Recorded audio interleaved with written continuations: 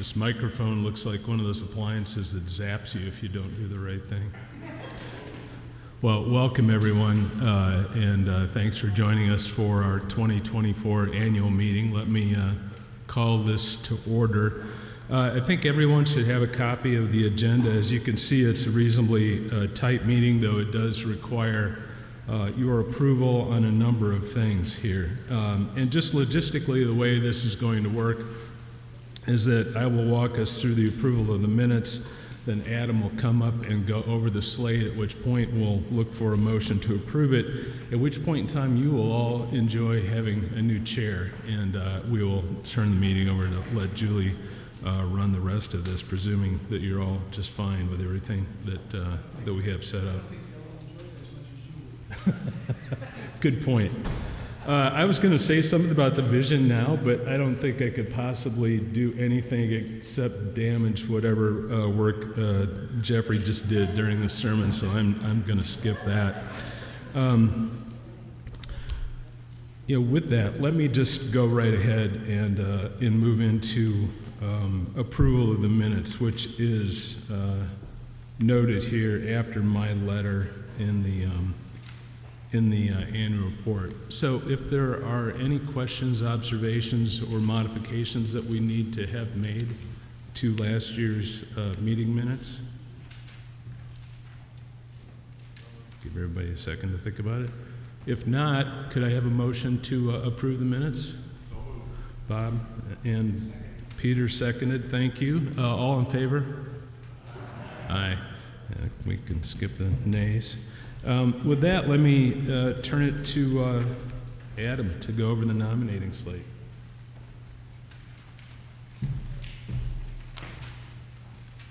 Good morning, everybody. First off, as we start talking about nomination, I want to thank Tom for his leadership over the last 2 years. He's still our chair for about the next 10 minutes. No one would have predicted when he said yes to step into the vice chair role 4 years ago that we'd go through, well, we were in a pandemic, but pastor changes and vision plans, and it's been a lot going on in the short time. So thank you, Tom. We appreciate it.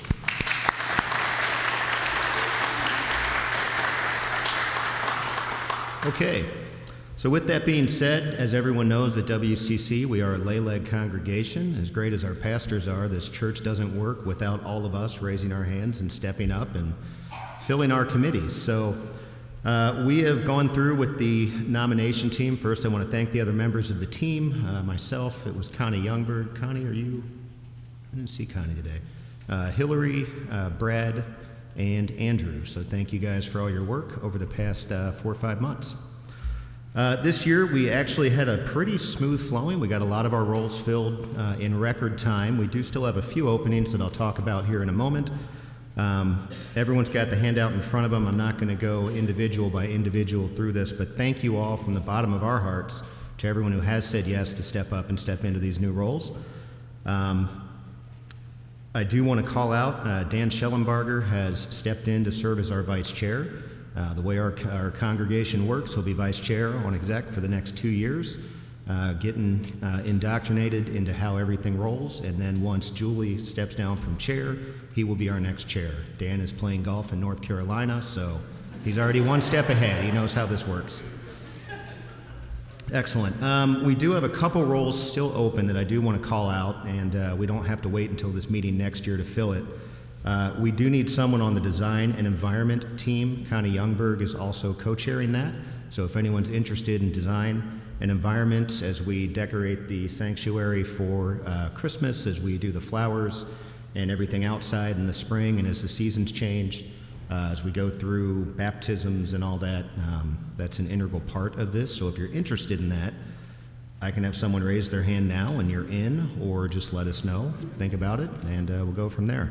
Similarly, spiritual enrichment, also known as adult education. I know that every Sunday from 9 to 10, that Centennial Room is filled.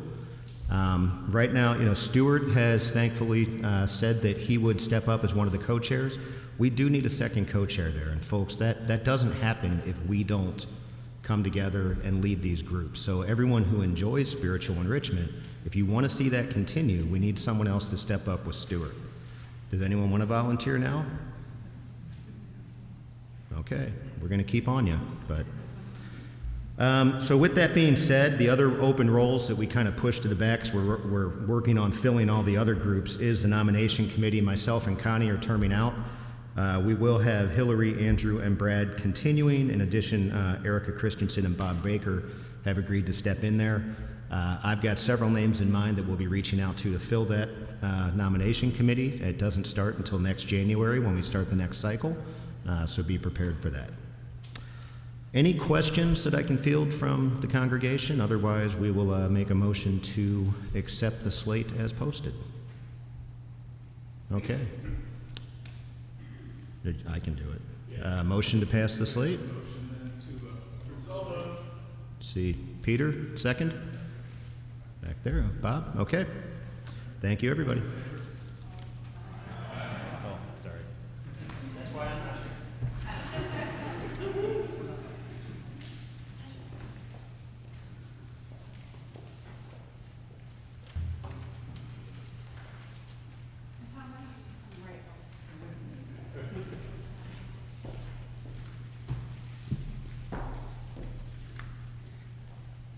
Before we get to the vision, I just wanted to give another thanks to Tom Cole, who has done a fantastic job over the last 4 years, really. But the seas were pretty choppy, and he really managed to be a steady hand, and it has been just great to work with, and I know I'm going to miss you. But thanks so much for all that I learned at your side, and this is a small token of, and a heavy token of our appreciation. Thank you. Thanks so much. I guess I'll just take a second. What I've learned a lot, and it was truly my pleasure to do this. But I think, the sort of the most important thing to me was getting to know so many of you so much better and walking away from this feeling like I have so many more friends than I did before I took on this role. So as much as I still wonder if Christy Schellenberger, when she called me and asked about me being vice, might have been thinking about a different Tom, and there certainly are a lot of them in our congregation who are qualified, I do appreciate the opportunity. So thank you very much. Thank you.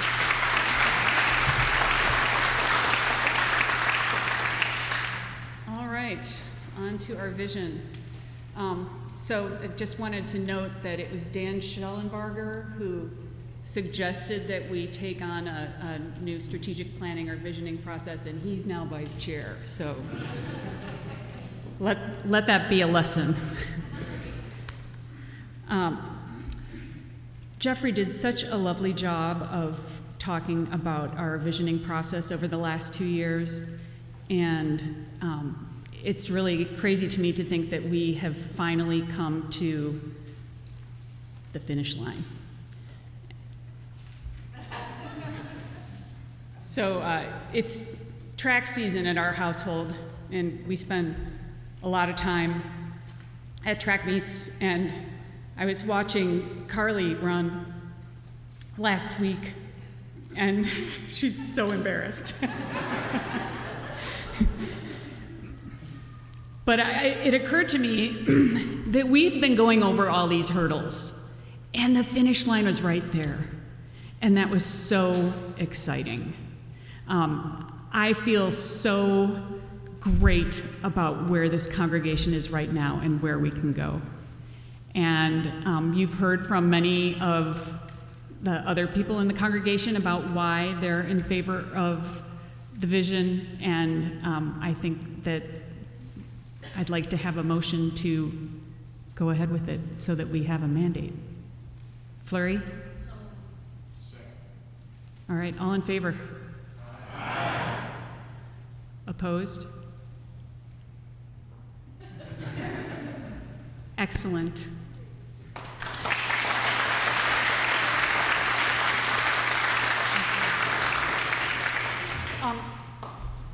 Yep.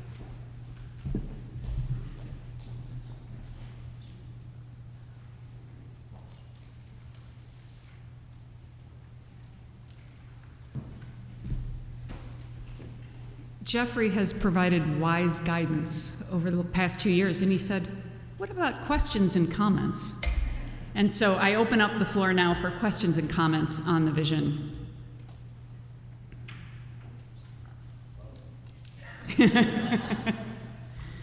Adam Brown says, love it. Okay, how about? Well, I can be loud. I think it's brave, I think it's bold, I think it's overdue, and let's get behind it.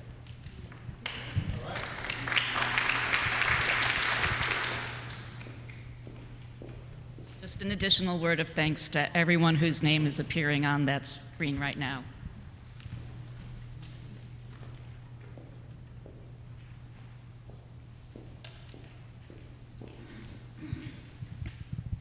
Just a word of thanks to all those that have been involved in the process.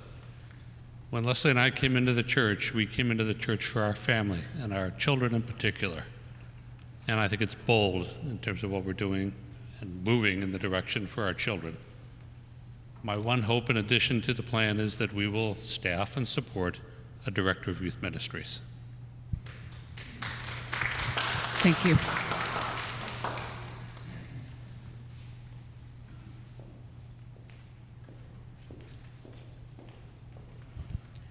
As an elderly member of the congregation, but still active in choir, etc., this congregation invigorates one. And I so appreciate the opportunities of all ages, and that's the important thing, that no one is neglected in this congregation. Thank you very much for all the leadership we have had, especially with Jeffrey, whom I appreciate for many years here. And thank you again for being a great congregation.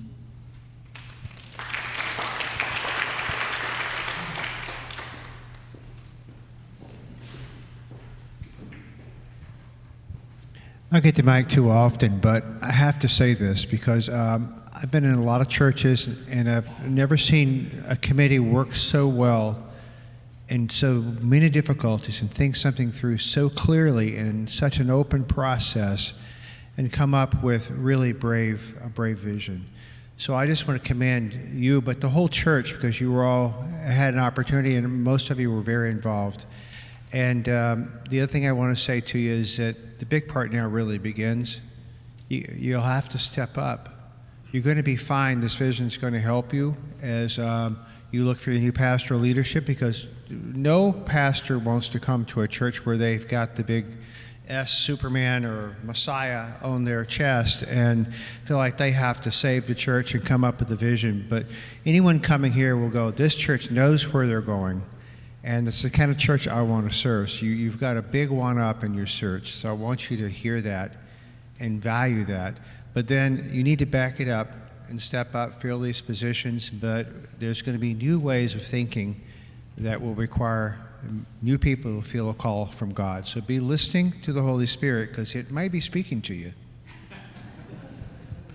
Thanks, Alan. Are there any other comments? All right, then I'd like to invite Bob Ebersol to come up and talk about the senior pastor search.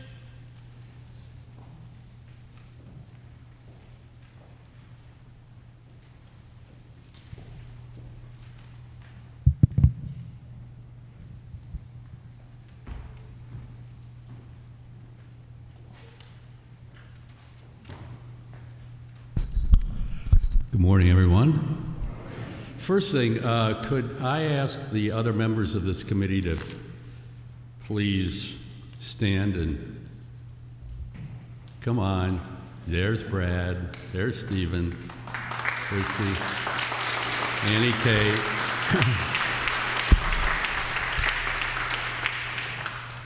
Thank you. So we began late last year as the Associate Pastor Search Committee, awaiting a decision by our senior pastor through discernment, and waiting to see what would happen there, and then go forward with an associate pastor who then could be a senior pastor. Well then, tragedy befell, and here we are. We now have we started with 9 members. We now have 12 per the bylaws of the church. And our mission is solely to find a settled senior pastor. There are other activities going on with interim pastors and associate pastors. Our mission is focused to find the settled senior pastor, full stop. And I can tell you that the members of this committee all care deeply about the church and all realize how serious this mission is, especially at this time of the church's history. So we have also, after interviewing 3 entities, we almost unanimously picked Convergence, who you know is part of, was a significant part of the Vision Project. And that's one of the real benefits of having Convergence. One, they're very good and they're competent in the search business. And they also did quite a bit of interviewing of the members of the church so that they knew, based on your comments, what were the attributes of a senior pastor that we needed. So we took that, incorporated it, developed a specification for the senior pastor. We developed 2 postings, which are out there now. And one other thing that we did that was also the idea of Jennifer Guy, give her credit. It was a great idea, which we went through. And that is, we asked members of previous search committees to come in and tell us where they went right and where they went wrong. And it was a very honest and very enlightening conversation that we had that we incorporated into what we're doing right now. And the other thing that I want to let you know is that this is a proactive search committee. This is not a reactive search committee. In other words, we've posted, and we're not going to wait for postings to come in and look at these candidates and then vet them. We are proactively going out through our various networks and gathering names and talking to people, because at least in my experience, and this has happened here, the best candidates are not looking for a new job. You want to convince them that this is the place they need to come to. And so we're doing that. We are going to be continuing to let you folks know what we're up to through the messenger. And our communications director is Annie Kay. And she happens to teach, if you didn't know, at New Trier English. So she's very good at what she does. And she has already posted information that many of you probably saw on the messenger about where we are and where we're going. And we're going to continue to do that on some kind of a regular basis. The next step for the committee is to hopefully, maybe mid-June, end of June, interview and vet our first group of 3 to 5 candidates.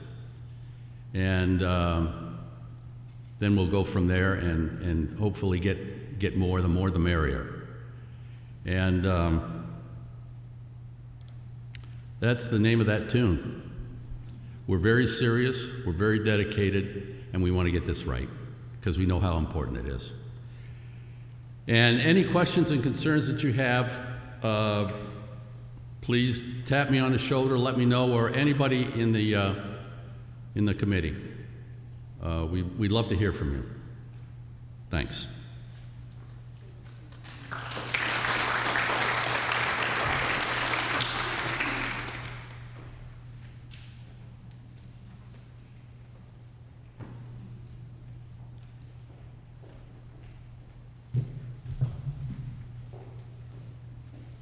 One other thing I wanted to mention is that we also have an interim search that's going on concurrently.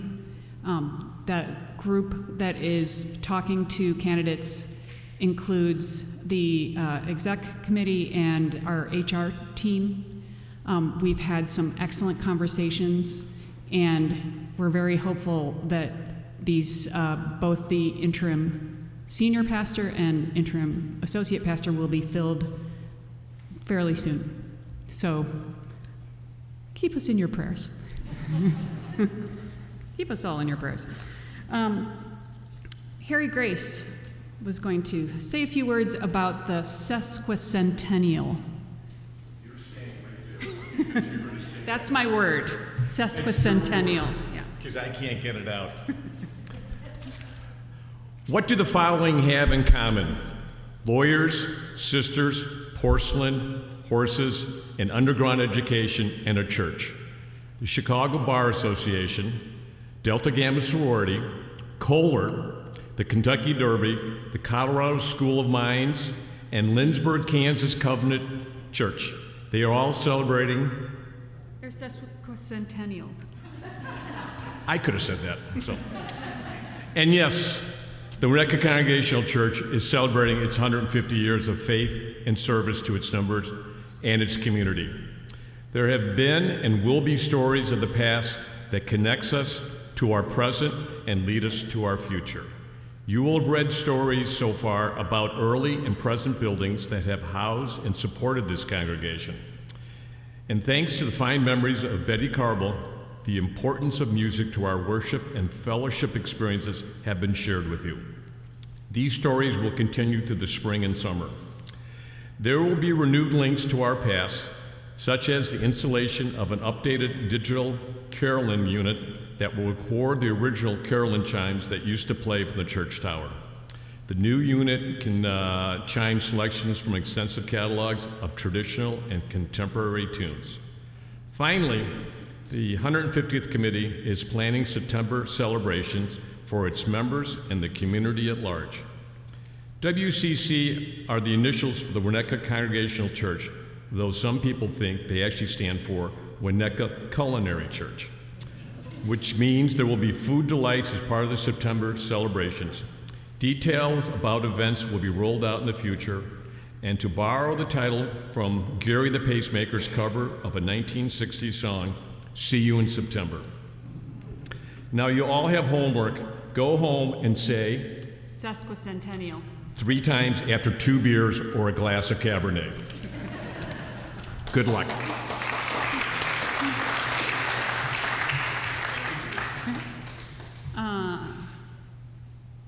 Pastor Jeffrey, you're on.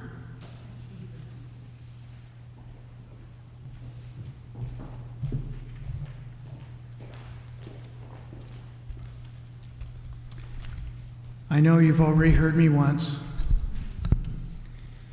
but I wanted to say a few things about, especially at this annual meeting, to kind of wrap things together in terms of the visioning process. So since I assumed the position I'm in now of acting senior pastor last year, I have been prayerfully considering whether to open myself to being called as the senior pastor of Winnetka Congregational Church for the indefinite future. And I'd been open to this and really taking a very prayerful route, consultative route with my family, with my own spiritual director, with members of the congregation as to whether my skills, my interests really are the best fit for the long-term leadership of this congregation. I was still in that process of discernment when on March 20th, our daughter fell ill and passed away. And I think it was within a day of that happening that I looked at Vince and Vince looked at me, and it became very clear to me that my time now had to be devoted to my family, because with Tiffany's passing came responsibility for our precious granddaughter, great-granddaughter, Carmela. So I brought together some church leaders to help refine that, communicate that, and I had to move quickly on that decision and also implement a 3-month notice that is in my contract with the church, which was not at all what I had planned, but it was necessary given these circumstances. I'm finding it challenging these days to help with Carmela's raising, while at the same time trying to be full-time focused on this congregation. If I find it difficult now, I'm sure I would find it just as difficult in the years ahead. So I think I made quite the right decision with Vince that it was time for me to finally retire after 40 years of ordained ministry and to share that with you. But this comes with great sadness for me because I've really loved this church. When I was here in the year 2000, for more than a year serving here, I always thought it might be nice to go back. And then a few years ago when that opportunity came about, I was so happy and pleased that it happened. It happened at just the right time in my life. And these have been some very wonderful years in my life and ministry.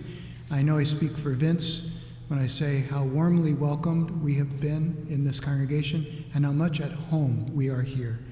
So this is a double sadness for me and my family to leave this church at the very time we are also making this huge transition in our personal life from being happy, older couple, single couple, to now having a 6-year-old to take care of for many years ahead. And yet, I am so thrilled to be leaving you with the vision that you just approved a moment ago. It's an opportunity for you to be the same church you've been, but in a brand new way. And sometimes that new way of being church will kind of feel like it's a different way of being church, and it is different. But still, you will be true to the values that you've always had. And many things will look and feel the same, but many things will also be different. I think it's a huge and exciting time for this church as you look forward to the future.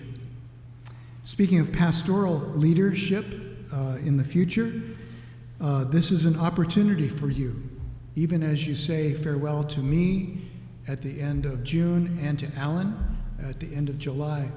It's a time for you to find leadership that is perfectly aligned with the vision that you just approved a few minutes ago.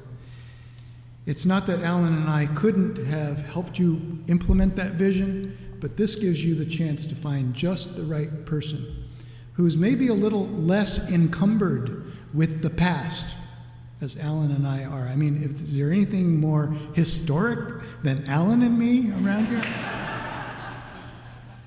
It's good to have a fresh start with pastoral leadership as you start to implement and launch this vision in its details, because the people you bring on board will have a special interest in that vision. It will be their guiding document, and they'll be less tethered to all the history and so on. Not that history is a bad thing, but it informs us in the present so that we can move into the future. Alan and I are definitely representatives of the history, the fine history, the last 20 plus years of this church. It's wonderful for you to be welcoming new leadership with fresh eyes and whose eyes are really on that vision that you just approved. I think you're in a very good place, and you'll find the people who have those transition skills to help you move from where you've been to where you are and where you're going to be. It's really quite exciting for you. You might say, well, shouldn't we have first chosen a pastor and then had a vision? No, you're doing it exactly the right way, which is to set your vision by the power of the Holy Spirit, and then find clergy and other leaders that will help you implement it. I've been a pastor for 40 years, believe me. You don't find congregations that say, this is who we are and where we want to go. Help us get there. You don't find that.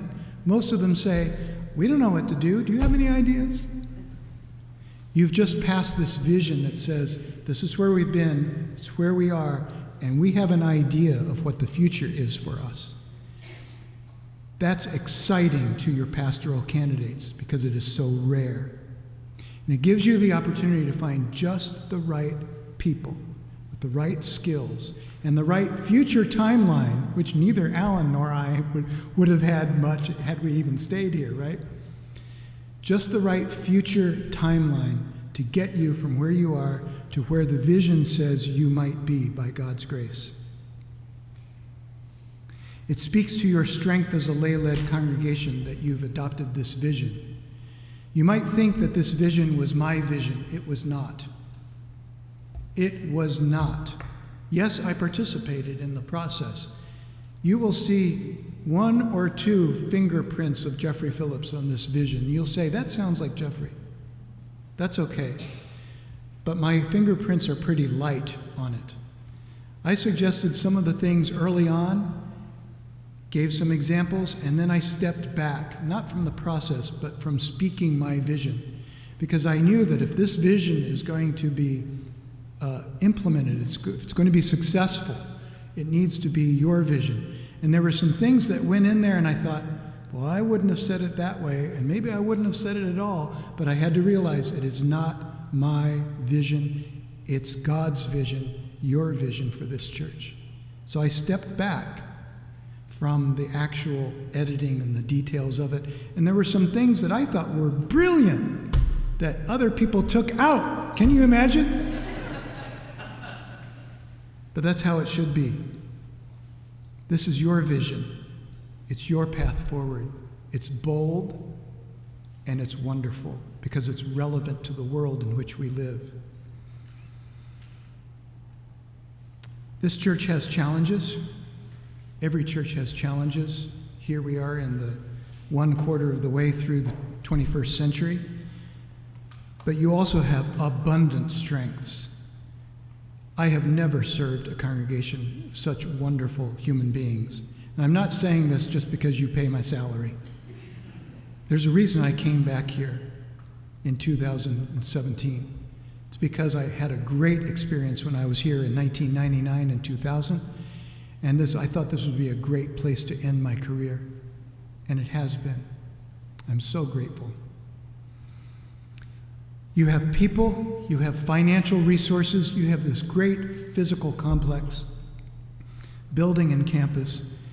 You have a spiritual core here. You are a people who are thinkers and feelers. Thinkers and feelers. You need both in congregation, and many of you are both. And when you combine that together, this church has what it takes to go forward. I've always thought that this church is 3 things: arts, smarts, and hearts. You are artistic in your music, in your appreciation of visual arts, in just how the physical plant of this place looks and feels. You are smart. This is one of the smartest, and I mean that book knowledge, but also life knowledge kind of congregations.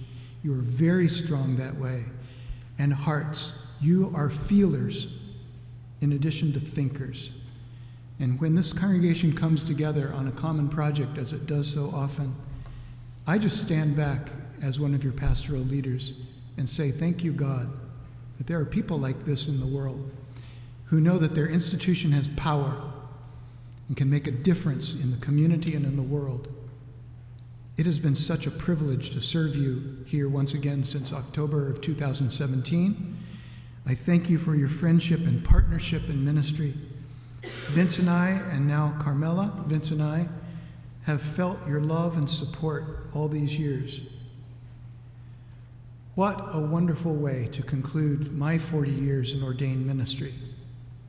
I know we still have 2 months left, and I look forward to that. Mark June 30th on your calendars. That's my last Sunday with you. We shall partay.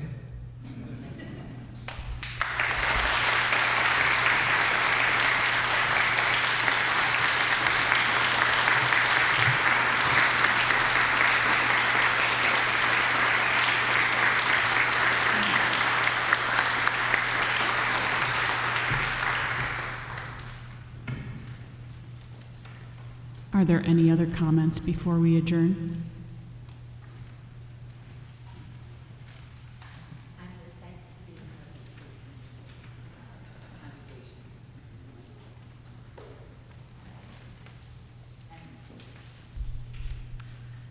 then this meeting is adjourned.